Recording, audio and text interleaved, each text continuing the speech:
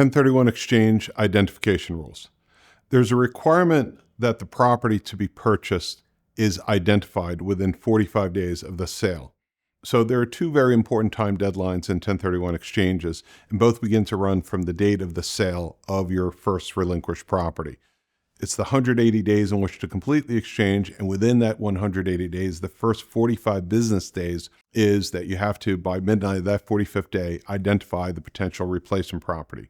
Now, there's only extensions of the time period in which to identify the replacement property if there's a disaster that affects the taxpayer, terroristic action, or being called up to active military duty and stationed in an active combat zone. Other than that, all taxpayers have, from the date of sale, 45 days to identify their replacement property. The identification form is a form generally given to the taxpayer by the qualified intermediary, and it is a list of potential replacement properties. So the goal is not just to identify the property or properties that the taxpayer is looking to buy. They're also looking to identify backup properties because, again, your closing on those replacement properties could happen after the 45th day. And if one of the properties that you were looking to buy has a due diligence issue, a title issue, an environmental issue that precludes you from buying it, you have to pivot to another property. So that's why the identification sheet of property that you're going to purchase doesn't include just the properties that you really are intent on buying, but also backup properties. The identification form is not a list of as many properties as you wish to buy. There are actually 3 rules that govern how many properties you can identify, and usually we explain it as 2 rules and an exception. There's the 3 property rule, and as the name implies, you get to identify 3 properties, and it doesn't matter their value. You would put those 3 properties down on the form, and you would buy 1, 2, or all 3 of those properties. The 3 property rule is generally used when a taxpayer is looking to buy 1 property of equal or greater value, and the other 2 serve as backups. Sometimes it could be that they're buying 2 properties, especially if they're looking to leverage up on all those properties.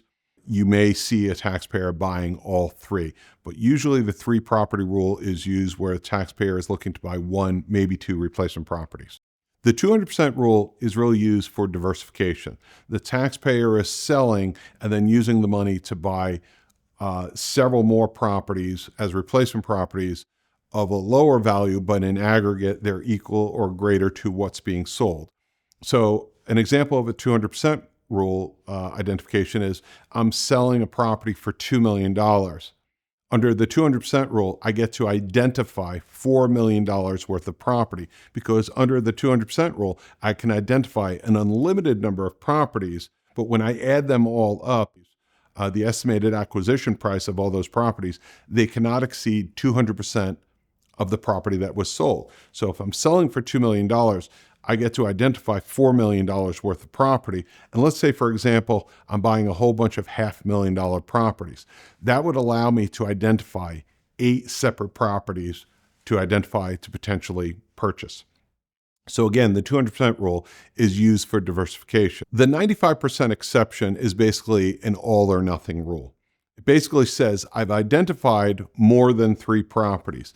And in the aggregate, all those properties are more than 200% of the value of the property being sold. Then you have to buy 95% of the value of all the properties identified. It is an all or nothing rule. If you don't buy 95% of the value of all the properties that are identified, the whole exchange fails.